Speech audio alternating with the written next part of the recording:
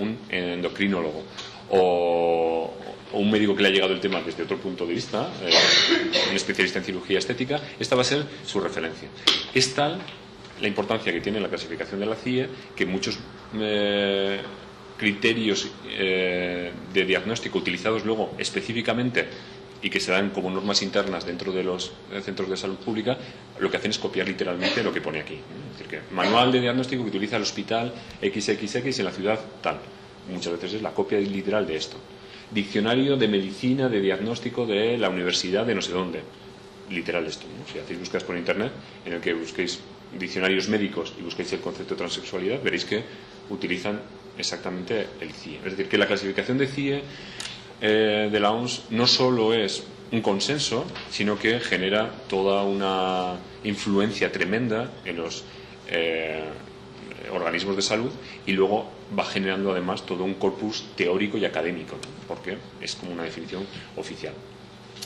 En el ámbito de el CIE 11, que sería la nueva edición del CIE 10, yo no he accedido a ningún tipo de borrador todavía, que estaba previsto que fuera para este año y que se empezara a publicar, pero el planteamiento es que hubiera un borrador a lo largo de este año y que en el 2014 estuviera la versión definitiva. Específicamente en el ámbito de la salud mental y en el ámbito de la psicología clínica, el otro consenso que mundialmente se ha asumido es delegar en cada país y en cada lugar, delegar que nosotros no acordamos y lo que nos parece bien es lo que acuerde la Asociación Americana de Psiquiatría. Es como la entidad. Los americanos en este tema han sido muy potentes, han investigado muchísimo, son el referente en muchos temas y en este han conseguido convertirse también en el referente. Es la Asociación Americana de Psiquiatría. En la psiquiatría en Estados Unidos ha sido una rama de la medicina que ha estado claramente asociada al psicoanálisis. Los psicólogos, la psicología en Estados Unidos, se nutrió a partir de los años 40, 50 y 60 de toda una corriente que era la psicología cognitivo-conductual, que no es la mayoritaria dentro de la medicina. Es decir, que los psiquiatras en Estados Unidos, fundamentalmente y durante muchísimo tiempo, han sido psicoanalistas, ¿no? Entonces, sus consensos sobre qué es normal y no es normal en los psiquiatras se nota claramente el enfoque psicoanalista de qué es un trastorno, cuáles son las causas explicativas, cuáles son las terapias que lo pueden resolver, claramente definir que existen trastornos y que existen soluciones, dicotomías, ¿no? O estás enfermo o no estás enfermo, frente a las vertientes de la psicología cognitivo-conductual que son muchísimo más flexibles, que hablan de graduaciones en los trastornos, que hablan de modelos de trastornos, que hablan de modelos de intervención totalmente diferentes. Entonces, hay que entender esto para saber por qué el manual que genera la APA tiene esa singularidad. Entonces, como digo, en el resto del mundo, en el ámbito de la psicología clínica y de la psiquiatría, en esto de definir qué es normal y no anormal, confiamos en el criterio de la APA, que lo que hace es publicar su manual de diagnóstico cada ciertos años. En este momento estamos con la 4ª edición revisada y que incluye los trastornos sexuales y de identidad sexual. Las versiones en inglés hacen referencia al trastorno de género, pero en las traducciones españolas del manual del DSM, que es el que se utiliza, claramente sigue utilizando el concepto sexual, ¿no? Entonces estaríamos hablando de TIS en vez de TIG, ¿no? Trastorno de identidad sexual o trastorno de identidad de género. Ese manual, la Biblia en el ámbito de los trastornos mentales, y así se denomina, sí incluye el trastorno de identidad sexual, que tiene 4 criterios para comprobar que se cumplen. Son los que están ahí. Cada uno de esos criterios tiene además unos subcriterios para ver si cada uno de ellos se cumple o no se cumple, ¿no? Este es el manual y la Biblia actualmente en la psicopatología, a excepción de universidades que no en España sino en otros lugares donde tienen una concepción de la psicopatología diferente a la que es mayoritaria, a excepción de esos casos que son puntuales. En el resto del universo, por decirlo de alguna manera, se utiliza este manual como el manual de formación para los psicólogos y psiquiatras y posteriormente como manual de trabajo para el diagnóstico, que es realmente, como digo, la Biblia, con todo lo que conlleva tener un manual para este tipo de cuestiones. Tiene muchísimas ventajas, ¿no? Y también tiene muchos inconvenientes.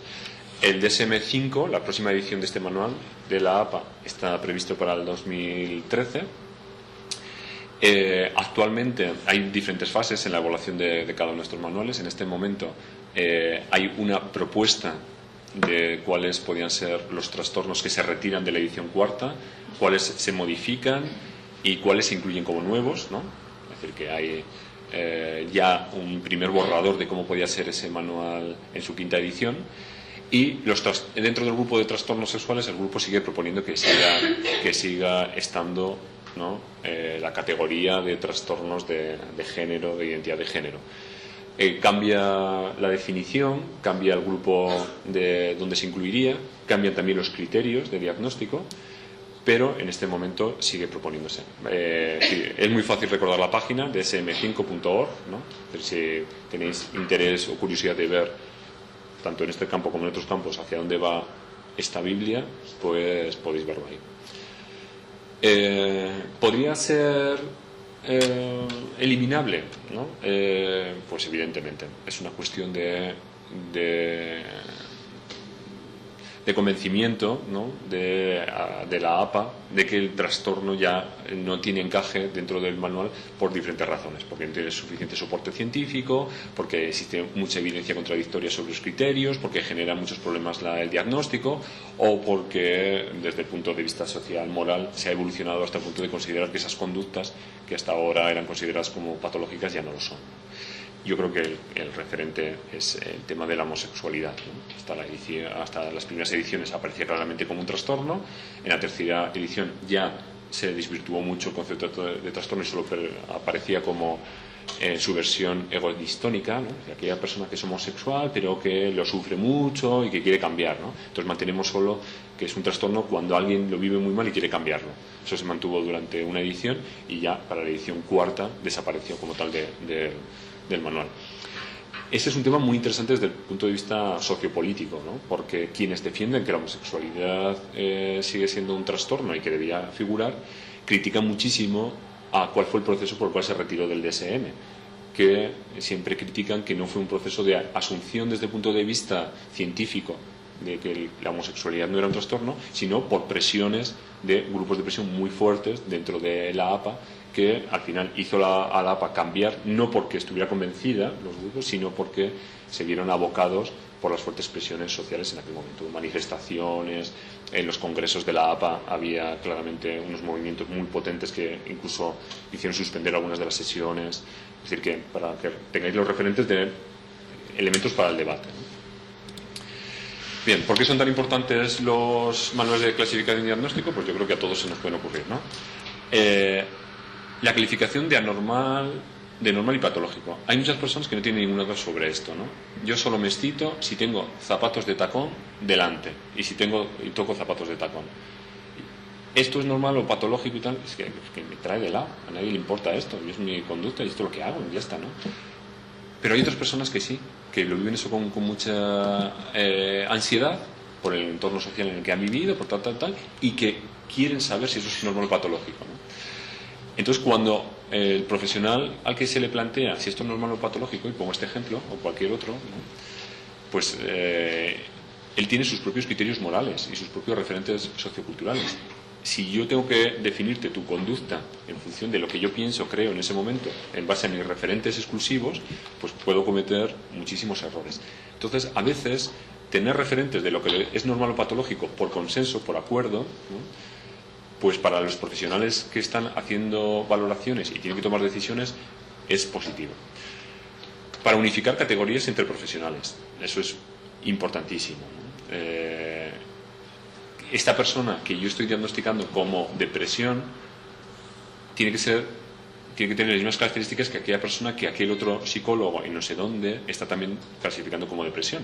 Si ambos estamos utilizando criterios diferentes, no podremos nunca unificar ni planteamientos de tratamiento ni de intervención, porque cada uno llamamos como queremos, ¿no? Por tanto, unificar las categorías de diagnóstico es una de las funciones a las que contribuyen los manuales de forma importante.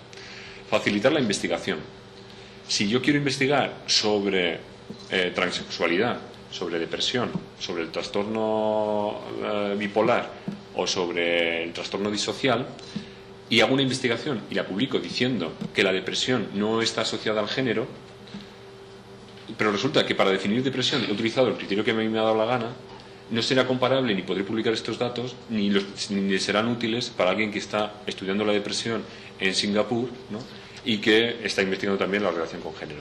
El poder unificar en el diagnóstico y en la definición de los trastornos, y que cuando digamos depresión sepamos de lo que estamos hablando en los diferentes sitios, nos permite hacer investigación que sea investigación útil y que sea compartible.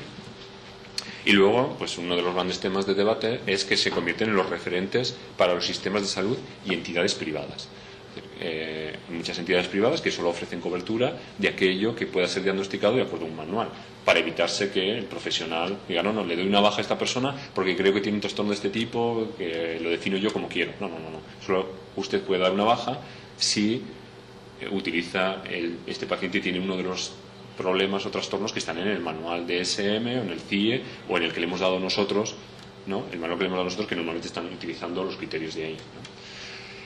Ese es un tema importante. Y en los sistemas de salud pública, progresivamente, yo creo que vamos en esa misma dirección. Es decir, que solo vamos a hacer atención si tenemos referentes. Actualmente las unidades de atención a personas transgénero utilizan este criterio. Es decir, si una persona no puede definirse por el criterio del DSM o de la CIE, no va a entrar en la unidad para que sea intervenida y en todo el procedimiento y tal y cual. Es decir, que sigue siendo el referente. Entonces, su eliminación de los manuales puede plantearse como eliminación total o como reubicación, ¿no? Habría posibilidades. ¿Por qué lo retiramos de los manuales de trastornos mentales? ¿No? Podemos plantearnos que el tema del transgénero desaparezca, no de la CIE en ningún sitio, pero sí que, por ejemplo, desaparezca el DSM-4 o que desaparezca de la CIE, pero del apartado de trastornos mentales. Y la primera es porque, conforme vamos investigando y vamos conociendo datos sobre este tema, no hay ninguna evidencia científica que relacione a las personas transgénero con alteraciones psiquiátricas o con una alteración psicológica, ¿no? Es decir, no hay ninguna evidencia sobre ese tema. Cuando se comprueban que existen alteraciones, porque hay investigaciones que sí que comprueban que sí que las personas transexuales pueden tener más ansiedad o más intentos de suicidio, más no sé qué, no sé cuántas, y se hace una investigación rigurosa, se comprueba que esas alteraciones provienen de un proceso de represión personal y social de su situación vital, ¿no? De que realmente, si no hubiera no tuvieran que vivir en esa situación, incluso estas alteraciones que parece ser que existen, desaparecerían, ¿no? Pero también no debemos obviar que en algunos casos se vive como una alteración con gran malestar, ¿no? Y que se necesitan importantes intervenciones médicas. Cuando ocurre esto, ¿ese problema debería ser clasificado como un trastorno mental, como una alteración mental? ¿O podría ser posible situarlo en otro ámbito como una alteración de salud endocrinológica, ¿no? Que es lo que algunos proponen? Es decir, vamos a eliminarlo del DSM-5, ¿no? Vamos a incluirlo dentro de una alteración biológica, pero no dentro del apartado de la CIE 11 de trastornos mentales, sino dentro del apartado, por ejemplo, de una alteración endocrinológica que no tiene absolutamente ninguna connotación de enfermedad mental y de trastorno. Eso permitiría seguir siendo atendido dentro de los diferentes sistemas de salud y cambiaría totalmente el enfoque de la intervención, ¿no? Porque estaríamos hablando de una persona que tiene un problema biológico físico, ¿no? Si quiere realmente cambiarlo, ¿no? Porque puede perfectamente estar totalmente a gusto con su parte biológica, entonces no tendría ningún problema de ningún tipo, ¿no? Podría tener los mismos problemas mentales que puede tener cualquier persona. Pues puede tener un momento, una depresión, una ansiedad, pero no necesitaría que estuviera asociado para nada a su situación transgénero o transexual. Pues simplemente ideas para reflexionar.